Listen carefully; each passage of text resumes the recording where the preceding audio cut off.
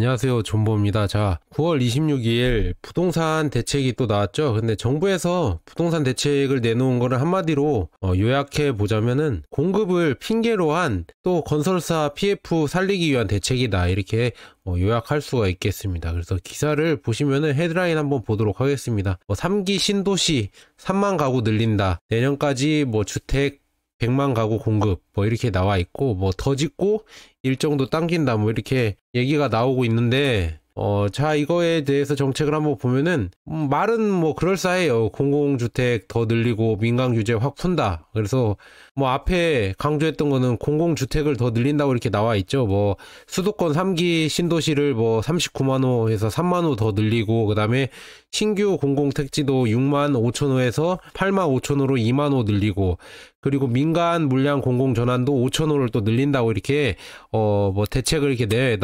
놨는데, 근데 중요한 거는 세부 방안을 여러분들이 보셔야 될 것 같습니다. 세부 방안에서 결국은 정부의 의도도 또 뻔하다. 지금 공급을 핑계로 해서 결국 건설사 PF 이쪽을 보호해 주려고 진짜 발악을 하고 있습니다. PF 대출 보면은 15조에서 25조로 확대를 한대요, 확대. 그리고 자금 공급도 4.2조에서 7.2조 플러스 알파로 확대를 하고, PF 정상화 펀드도 만들어서 1조 원에서 2조 원 플러스 알파로 확대한다고 합니다. 그리고 비아파트 사업장 대상으로는 6조 원 규모의 건설 공제 조합 보증을 또 신설한다고 합니다. 이런 걸로 결국은 돈을 더 투입한다는 얘기죠. 돈을 투입해서 건설사 살리겠다, 이런 얘기예요. 참, 이거 보면서 진짜 실소를 할 수밖에 없었습니다. 진짜 웃깁니다. 지금 PF가 제가 봤을 때는 정상 수준으로 돌리려고 하면 망할 때가 망하고 부도날 때가 부도 나야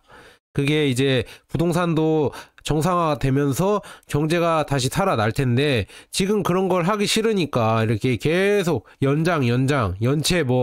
연체율이 지금 꾸준히 늘어나고 있고, 저축은행도 지금 연체율이 1년 새 3배나 껑충하고 있는데, 이런데도 부도를 내지 않으려고 정부에서는, 그리고 다른 데서도 계속 대출을 늘리고 지원금을 늘리면서 발악을 지금 하고 있다, 이렇게 볼 수가 있습니다. 그래서 이거 보시면은 지금 부동산 PF 대출이 133조, 그래서 고금리의 만기 연장하는 미봉책만 하고 있다, 이렇게 나와 있는데, 1년 전에 레고랜드 사태가 퍼졌었잖아요. 이런 것처럼 지금 계속 PF가 터질 게 안 터지고 계속 폭탄만 돌아가고 있다. 이게 참 문제인데, 지금 보면은 여기 기사에서도 금융사들 정부 지원으로 연명하고 있고, 그 다음에 증권사 연체율이 17.28%로 부실의 핵이라고 이렇게 나와 있습니다. 자, 세부적으로 보면은 금융권 부동산 PF 대출 잔액과 연체율을 한번 보도록 하겠습니다. 23년 6월 말 기준인데, 대출 잔액 전체로 보면은 133조 1천억 원입니다. 1조 5천억 원이 증감을 했습니다. 3월 대비 1조 5천억 원이 증감을 해서 연체율은 2.17%.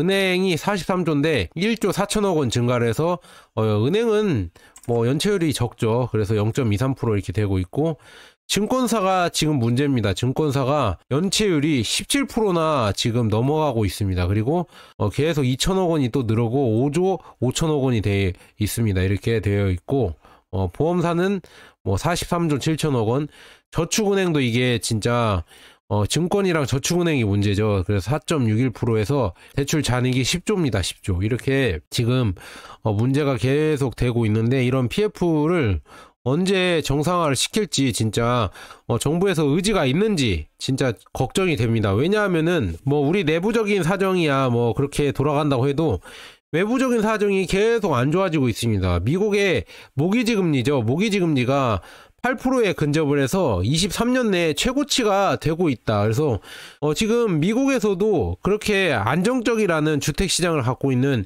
왜냐하면 서브프라임 모기지가 터진 지금 미국 시장이었는데, 그 이후로 이제는 대출 금리나 아니면은 대출 받는 거나 이런 것도 다 조심을 하면서 미국도 받고 있거든요. 그런데도 모기지 금리가 8%가 넘으려고 하고 있습니다. 근접하여 있고, 그래서 지금 보면은 이 차트로 보면은 꾸준하게 내려왔던 금리가 이제는 급격하게, 이 올라가는 추세가 보이시죠? 급격하게 올라가죠. 급격하게 올라가서 1999년 정도의 수준까지 지금 올라왔다, 이렇게 볼 수가 있습니다. 이렇게 되면은 결국은 어디에서부턴가 이제는 터질 거거든요. 그래서 미국은 지금 상업용 부동산에서 서서히 이게 지금 문제가 터지면서 뭐 공실률도 높아지고, 그래서 상업용 부동산 저희가 주식으로도 투자하고 있는데 리얼티 인컴이라고 해서 그 리얼티 인컴 ETF도 지금 많이 떨어졌습니다. 많이 지금 주가가 빠진 상황입니다. 그래서 미국의 이런 상업용 부동산도 모기지은행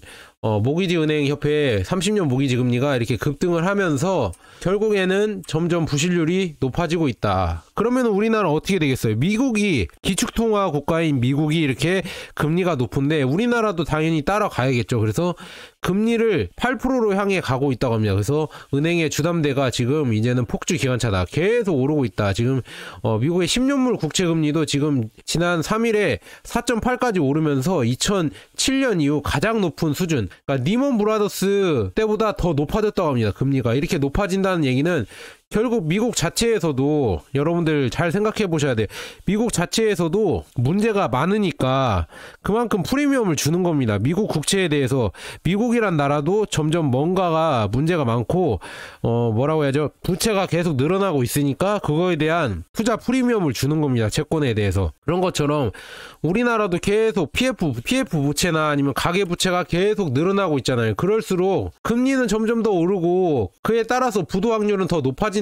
이렇게 볼 수가 있습니다. 지금 미국의 10년물 국채 금리도 지금 급격하게 계속 올라가고 있습니다. 그래서 지금 뭐 우리나라 다시 원달러 환율도 다시 급등을 하고 있죠. 1352원, 1362원 찍었다가 다시 살짝 내려왔다가 다시 또 올라가는 추세입니다. 이렇게 되면은 뭐 금리를 안 올릴 수가 없겠죠. 한국에서도 지금 저는 이거 매번 말씀드렸습니다. 이게 미쳤다. 저는 정신 차려야 되는데 이거에 PF나 이런 가계부실 문제 때문에 3.5에서 못 올리고 있다. 그래서 한미 금리차가 2%가 넘어간다. 2%가 된다. 이게 말이 되는 겁니까? 2%가 되면은 우리나라 이런 경제나 이런 거는 점점점 더 안 좋아진다는 얘기예요.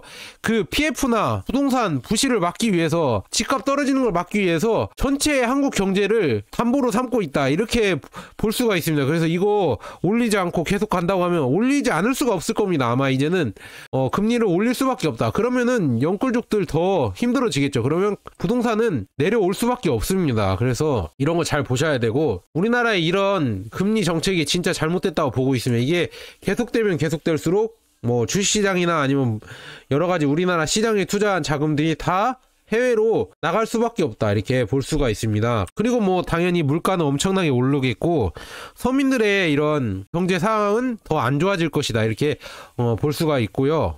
그 다음에 뭐 어제였죠. 어제 또 이렇게 변수가 생겼는데 이스라엘이랑 하마스 팔레스타인이랑 충돌을 해서 국제유가가 5% 또 급등을 했고 달러 금 동반 강세를 보이고 있다고 합니다. 이러면 이럴수록 우리나라 환율은 오를 것이고 유가가 이렇게 급등하다 보면은 결국 우리나라 경제가 점점 더 힘들어질 것이다. 이렇게 볼 수밖에 없습니다. 지금 금리를 안 올릴 수 없는 상황으로 계속 가고 있습니다. 그러니까 올려야 됩니다. 진짜 금리를 올려야 돼요. 왜냐하면 미국도 고금리가 장기화된다는 이런 시그널이 계속 신호가 보이고 있잖아요. 그래서 코스닥도 비관론만 가득해지면서 코스닥이 계속 빠지고 있다. 이게 금리가 오르면 오를수록 중요한 거는 주식시장도 왜 돈이 빠지냐면은 결국 투자금이 돈이 마른다는 얘기죠. 돈이 마르면은 주식시장만 마르는 게 아닙니다. 고금리에 투자하고 있는 영끌족들의 부동산 시장도 점점 돈이 마를 수밖에 없습니다. 그러면은 뭐 부동산 가격이 당연히 정상화가 되겠죠. 하지만 지금 언론에서는 매매 전세가 차이가 1억 겨우 1억 뭐 이렇게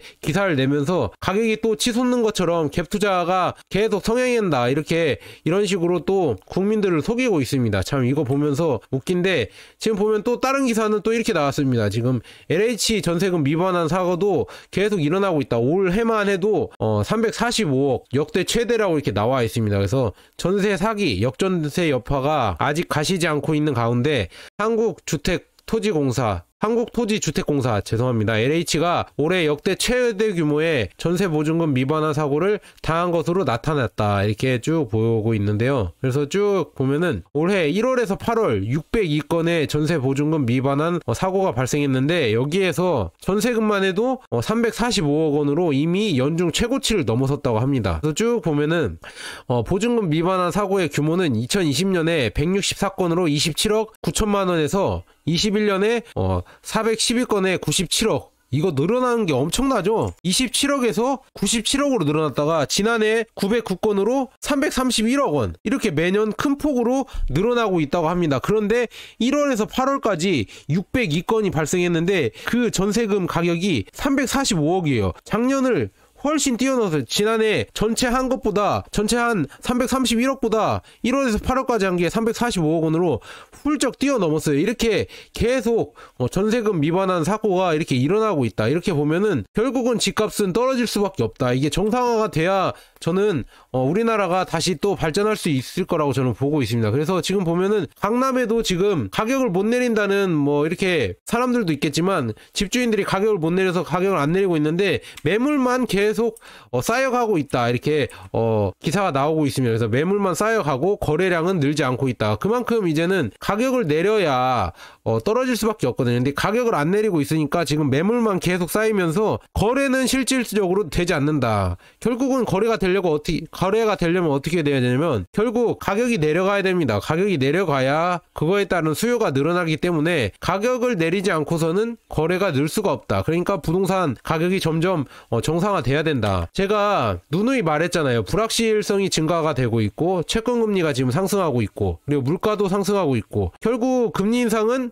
필연적이고 그 다음에 그것 때문에 결국 빚낸 영끌러들에게는 지옥이 될 수가 있다. 이렇게 볼 수 있습니다. 그래서 제가 매번 말씀드리지만 부동산은 큰 돈이 들어가는 것이기 때문에 여러분들 신중하게 특히나 20, 30대 돈이 부족하고 오히려 빚으로만 대출로만 부동산을 구입하는 분들은 진짜 조심하셔야 된다. 이렇게 말씀드립니다. 왜냐하면은 부동산도 떨어질 수가 있고요. 매번 우리가 세뇌 당했지만 부동산은 무조건 오른다, 떨어지지 않는다, 안전자산이나 이렇게 세뇌를 받았지만 미국의 채권도 지금 안전자산이라고 했다가 망하는 지금 은행사도 생겼잖아요. 그런 것처럼 부동산도 옆 나라 일부만 봐도 망하지 않으라고 볼 수가 없어요. 망할 수밖에 없는 지금 상황이 계속 오고 있고 지금 저출산에 지금 고금리에 그리고 뭐 정부에서는 그래도 이렇게 어떻게든 살려보려고 뭐 50년 만기 이런 이상한 대출도 만들어내서 계속